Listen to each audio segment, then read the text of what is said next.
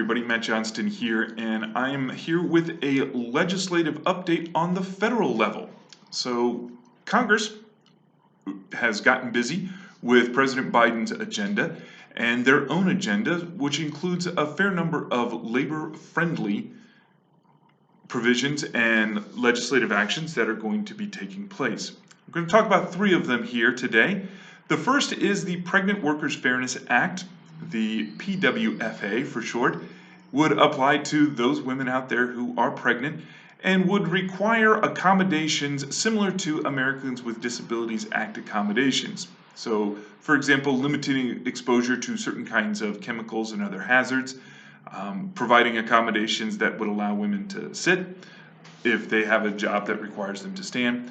But similar to the Americans with Disabilities Act, if the accommodation that is requested imposes an undue hardship on the employer's business, the employer wouldn't be required to provide the accommodation.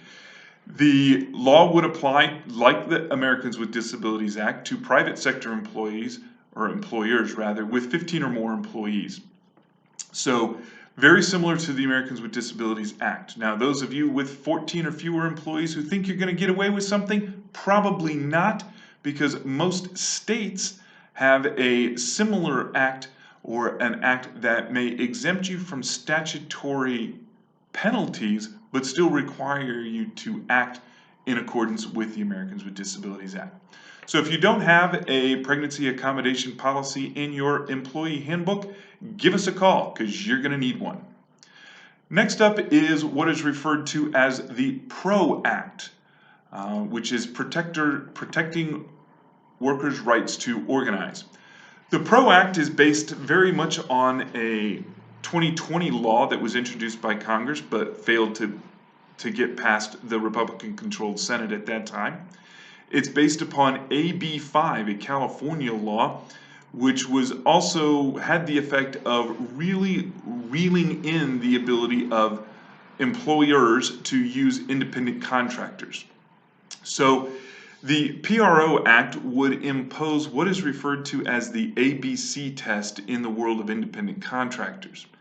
So anybody performing service for a company is going to be considered an employee. Now, this has largely been the standard. It's the default position of most federal labor law.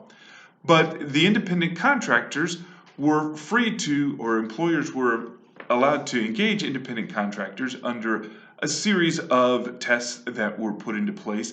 The most recent one was initially promulgated by the Trump administration, but put on hold when President Biden took office.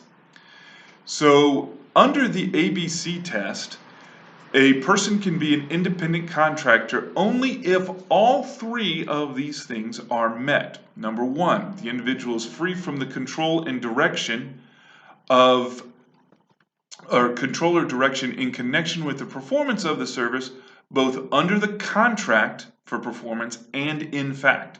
So just because you say you're free from control or direction under the contract, if you're not actually doing it, you're not going to make it. Number two, the service is performed outside the usual course of business of the employer. This is going to be the hard one. So if the person is operating outside the control or outside the normal course of business, you're probably going to be okay. For example, a plumbing company that hires a website developer, okay? But if you happen to be a website developer and you hire an independent contractor for a particular gig, chances are under this particular test, the worker would have to be classified as an employee, paid as employee, covered under everything from unemployment to workers' compensation. So this would be difficult. The third test is the individual is customarily engaged in an independently established trade, occupation, profession, or business of the same nature involved in the service performed. So basically, this person's business is providing the service. Now, these three elements put together are gonna be tough. The ABC test is one of the toughest independent contractor tests around. The effect of this particular law under AB 5 in California was things like freelance journalists were not going to be considered journalists anymore. And a lot of freelance journalists lost their job, and a lot of other contractors lost their job or the ability to make a buck on the side. So it's not an easy test to provide. It also curtails the ability of small independent businesses to engage independent contractors to expand their offerings on a short-term basis. So it's not the easiest test, and one that would be difficult for independent contractors to survive under were the PRO Act to be passed. The third item that I want to talk about is right now Congress is considering a COVID relief package that would, as of this writing, include an increase in the federal minimum wage to $15 an hour. Now, this $15 an hour minimum wage is a bit of a risk because, at least as of this recording, there's a couple of senators who probably considered middle of the road senators, but senators from more rural states or states that include a lot of rural areas saying they will not support a bill that has a $15 minimum wage, largely because of the economic impact that would apply. So I generally try not to get a whole lot very political in here, but a $15 minimum wage for small business employers is likely to be quite damaging.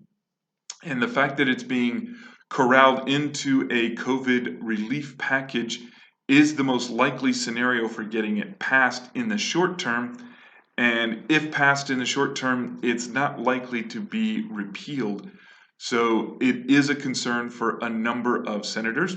It is a concern in the House as well for folks who are sort of also representing rural areas where small businesses would be heavily impacted by a $15 an hour minimum wage, which, for those of you who aren't aware, is a greater than 100% increase. It would more than double the current hourly federal minimum wage.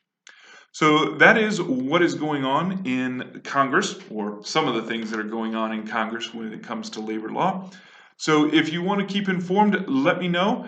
If you have any questions, please send us a comment. And if you wouldn't mind, also subscribe. I think it's on this side, but it might be on this side. Subscribe and click the little bell button down there so that you can get these updates as they come available. In the meantime, stay safe out there, and we will talk to you later. Bye-bye.